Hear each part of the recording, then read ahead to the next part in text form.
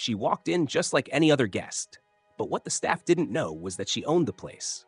When the black CEO was refused a room at her own luxury hotel, their reasoning would spark a chain of events no one saw coming.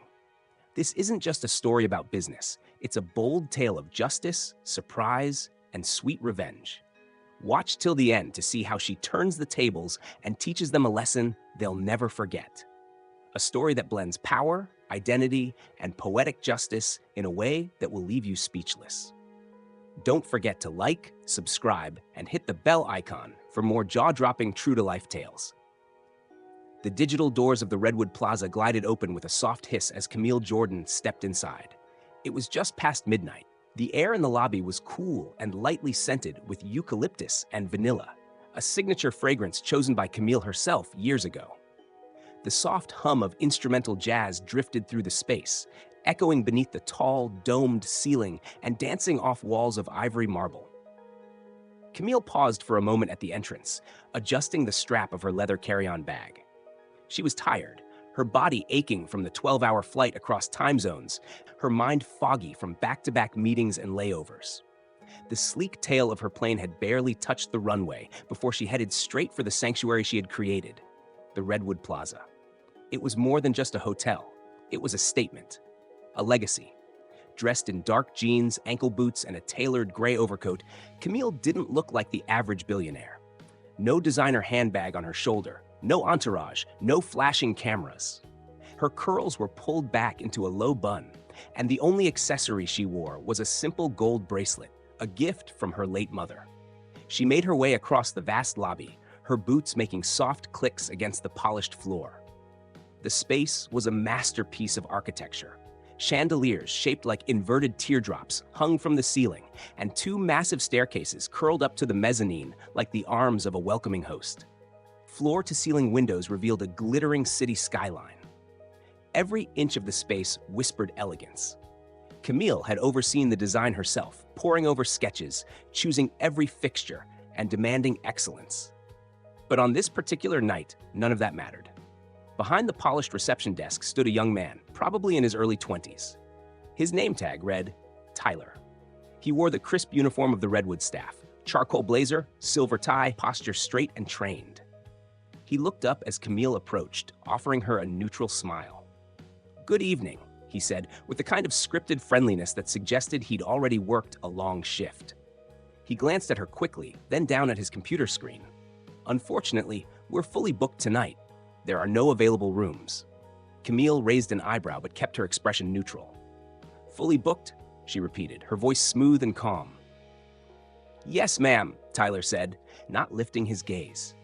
"There's a tech convention in town. We've reached our limit. I can call around and find you another place to stay if you'd like." Camille tilted her head slightly, examining his face. There was nothing overtly hostile about his tone, but there was something unmistakably dismissive in his manner. He hadn't asked for her name, hadn't checked the system, hadn't looked twice. He had already decided who she was and who she wasn't. She knew that look. She'd seen it in corporate offices, during investor meetings, even at galas she was sponsoring. That quiet, subtle dismissal that didn't come with insults or slurs, but with assumptions. She didn't look like someone important. Not tonight. Not without the uniform of wealth and status they expected. Not as a middle-aged black woman standing quietly at a hotel counter at midnight. "No need to call around," Camille said, her voice gentle but firm. She stepped back from the counter and reached into her coat pocket, pulling out her phone. With practiced ease, she dialed a number and waited as it rang. She didn't speak with urgency. She didn't raise her voice. She didn't need to. Because sometimes the most powerful move isn't to push back with anger. It's to let the truth speak for itself. As she waited for the call to connect, she glanced around the lobby, the very one she'd spent years building from the ground up. She remembered the meetings, the setbacks, the investors who doubted her. She remembered walking through this very space the day before the grand opening, making last-minute changes to the lighting, double-checking the carpet texture herself. And now, she stood here as a stranger in the house she had built. When the call connected, she spoke with quiet authority. "Hi, it's Camille. I'm in the lobby. There's been a mix-up." She ended the call shortly after, then tucked the phone back into her pocket, still calm, still composed. And then she waited, because the storm was no longer hers to bring. It didn't take long for the atmosphere in the Redwood Plaza lobby to change. 15 minutes after Camille's quiet phone call, the energy shifted from routine calm to charged anticipation. The front desk agent, Tyler, continued typing and glancing occasionally at Camille, now standing to the side of the check-in area, quietly observing. There was an uneasiness in his posture, like a man sensing that something important had slipped past him. Then, the elevator doors at the far end of the lobby chimed and opened with a quiet ding. Out stepped a sharply dressed woman, moving with speed and purpose. Her name was Lena Hartwell, the Regional Operations Director for Jordan Estates, Camille's chain of luxury hotels. Lena was known for her poise, always put together, her wardrobe immaculate, her stride confident. But tonight, urgency dripped from every step she took. Her heels clicked hard against the marble, echoing like warning bells through the lobby. As her eyes scanned the room and landed on Camille, her expression changed instantly, from focused concern to something closer to panic. "Miss Jordan," she gasped as she approached. I had no idea you were arriving tonight." There was an edge of breathlessness in her voice, and her carefully curated calm was beginning to fray. She adjusted her blazer out of habit, trying to mask the alarm that had settled on her face. Tyler, now visibly uneasy, glanced between the two women, his brow furrowed in confusion. "Miss Jordan?" Camille turned slowly to face him. Her expression was serene, but there was a quiet gravity in her presence that now filled the room. She didn't gloat, didn't raise her voice. "Yes," she said simply. "That's me." Lena's eyes widened further, and she turned toward the young man behind the counter with a look that could stop traffic. "Tyler," she said, her voice tight but composed, "this is Camille Jordan. She is the founder and chief executive officer of Jordan Estates, the company that owns the Redwood Plaza. In fact, she owns this building, every inch of it." Tyler's mouth opened slightly, then closed again. The color drained from his face. His fingers, which had been resting on the keyboard, now hovered uncertainly. I didn't realize. I'm so sorry." Camille raised a hand, not to dismiss, but to pause him. "It's all right," she said, her voice soft but firm. "I'm not angry." But behind her calm, there was a quiet authority that made it clear. This wasn't over. Not by a long shot. "I am, however, concerned," she continued. "And not just about the inconvenience. This is something much deeper." Lena lowered her head slightly, a silent acknowledgement that she understood what Camille meant. The lobby had grown unusually quiet. A couple sitting nearby at the fireplace glanced over, sensing something significant was unfolding. Tyler swallowed hard. His voice, when it returned, was small. I really didn't mean any disrespect, Miss Jordan." Camille nodded once, still not looking away from him. "I know you didn't mean to." "That's the thing, Tyler. Bias often doesn't come with malice. It comes with assumption. That's what makes it so dangerous." There was no judgment in her tone, only truth. It was not about humiliating him or asserting dominance. It was about exposing something that had been invisible until now. For a brief moment, no one spoke. Time seemed to still in the center of that grand, gleaming lobby.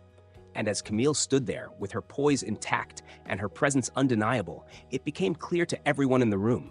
This wasn't just a guest with a reservation issue. This was the woman behind the very name etched on the wall behind the desk. The name they saw every day, but never thought to connect to someone like her. Camille didn't need to prove anything. Her presence alone rewrote the script that had played out minutes before. The executive lounge on the top floor of the Redwood Plaza was quiet at that hour, its usual buzz silenced by the late hour and the tension that now hung in the air. Floor-to-ceiling windows offered a sweeping view of the city below. Twinkling lights, silent highways, and the distant glow of office buildings that never truly slept. The room, furnished with leather chairs and dark wood finishes, had always served as a space for high-profile meetings and quiet negotiations. Tonight, however, it became the backdrop for something far more personal. Camille sat with her legs crossed at a sleek glass table near the window, her posture composed, her expression unreadable. A warm cup of chamomile tea sat untouched beside her, steam curling upward like smoke from a calm fire. Across from her sat Lena, still slightly breathless from the events downstairs. Her blazer was unbuttoned now, her tablet resting unused on the table between them. She had launched into a stream of apologies the moment they entered the lounge, offering explanations, expressing embarrassment, assuring Camille it was all a terrible misunderstanding. But Camille had remained quiet for most of it, her eyes on the skyline, her mind somewhere deeper than the surface of tonight's mistake. Finally, she turned to face Lena, folding her hands neatly on the table. "Lena," she began, her voice low but unwavering, "this isn't about me needing a room." Lena stopped mid-sentence, her mouth closing as she listened. Camille continued, her gaze steady and clear. "It's not even about recognition, really. I didn't arrive expecting a red carpet or champagne. I didn't call ahead, and that's on purpose. I often travel quietly because I want to see things as they are, not how people perform when they know I'm watching." She paused, letting that settle for a moment. "But what happened tonight wasn't a fluke," she said. "It wasn't just a missed reservation or a front desk error. It was a moment of quiet exclusion. A moment where your staff saw a woman who didn't fit their image of someone who belongs in this space and made a decision, without asking questions, without checking facts." Her eyes met Lena's, sharp and knowing. What happened tonight was not a mistake in booking. It was a mistake in perception. Lena's shoulders sank slightly, her earlier corporate composure giving way to something more honest. "I understand. It was wrong. And I'm deeply sorry, Camille. I'll talk to the front desk team myself. We'll start additional training immediately." Camille didn't flinch, but there was steel in her tone now. Not additional training, mandatory inclusivity training, across the board. That includes managers, concierge staff, housekeeping, everyone who interacts with a guest. I don't want a few slides and a signature form. I want meaningful education, real conversations, real change. She leaned in slightly, her voice softer now, but no less powerful. "I built this company to be different, to reflect values, not just luxury. And that means we don't just hire for skill, we hire for character. Professionalism is more than smiling and saying sir or ma'am. It's about what happens before the words come out. It's about the mindset that sees people, not assumptions." Lena nodded slowly, her eyes filled with remorse, but also something else, respect. "You're absolutely right," she said. "We got too comfortable, too performative. I'll get to work on a revised training framework right away." Camille allowed herself a small nod. "Good, because this isn't just about tonight. If our team makes guests feel invisible based on how they look, we're not running a luxury brand. We're running a facade." The city lights reflected in the glass behind her, making her silhouette appear almost haloed against the dark. In that moment, Camille wasn't just a CEO. She was a leader holding up a mirror to her own empire and demanding better. Later that night, the door to the penthouse suite closed behind Camille with a soft click. She exhaled slowly, the weight of the evening beginning to lift, even if only slightly. The suite was beautiful, sleek modern design softened by warm textures and ambient lighting. A fireplace flickered in the corner, casting golden shadows against the walls, and the skyline view stretched endlessly beyond the wall of glass windows. But Camille didn't move toward the bed or the fireplace. Instead, she walked straight to the window, dropped her carry-on on a nearby chair, and stood quietly, gazing out at the sleeping city below. It had been a long day, longer than it should have been. She eventually sank into the plush armchair near the window, the familiar fabric enveloping her like an old friend. She pulled her legs up, rested her chin on her hand, and let her mind wander. Tonight's incident wasn't new. Not really. It was just another page in a story she had lived for decades. A story of assumptions, invisibility, and coded ceilings that weren't always acknowledged but were always present. She thought back to her early days, when she was just starting out with a single boutique hotel in a sleepy coastal town. Back then, she did everything, from handling bookings to scrubbing toilets on weekends when the staff fell short. Most people didn't take her seriously. Suppliers addressed invoices to her business partner, a man she had fired 2 months prior. Guests often mistook her for housekeeping, even when she wore a blazer and carried a clipboard. And in boardrooms, the pattern had repeated itself like a well-rehearsed script.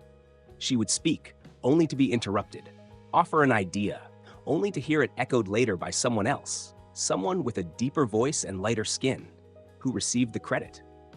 She was used to being underestimated, but she had never allowed it to define her. She remembered one moment in particular, years ago, sitting in a meeting with three male investors who had smiled politely while offering to mentor her, without realizing she was the majority shareholder at the table. Camille let out a soft chuckle at the memory, shaking her head. They always find a way to look surprised, she whispered to herself. But it was her grandmother's voice, now only a memory, that echoed in the quiet room. Let them underestimate you, Camille. That's when your light shines brightest. Her grandmother, a woman of fierce wisdom and infinite grace, had lived through times far harsher. She had seen doors slammed shut, not just figuratively, but literally. And yet, she always spoke of strength, not the kind that shouts, but the kind that walks into a room and changes its atmosphere without saying a word. That's the kind of strength Camille had carried with her all these years. From one boutique hotel to dozens of properties around the world, she had built more than a business. She had built a vision. A space where every guest could feel seen, valued, and respected. A place where excellence wasn't just in the thread count of the sheets or the sparkle of the chandeliers, but in the way people were treated when they walked through the door.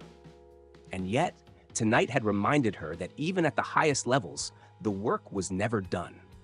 That respect, real respect, wasn't something you could buy or brand into a logo.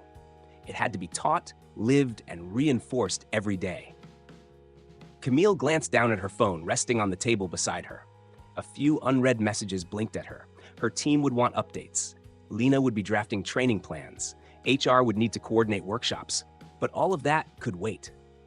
Right now, Camille allowed herself a moment of stillness. Not to retreat, but to recharge. Because tomorrow and every day after, she would keep showing up. With presence, with purpose.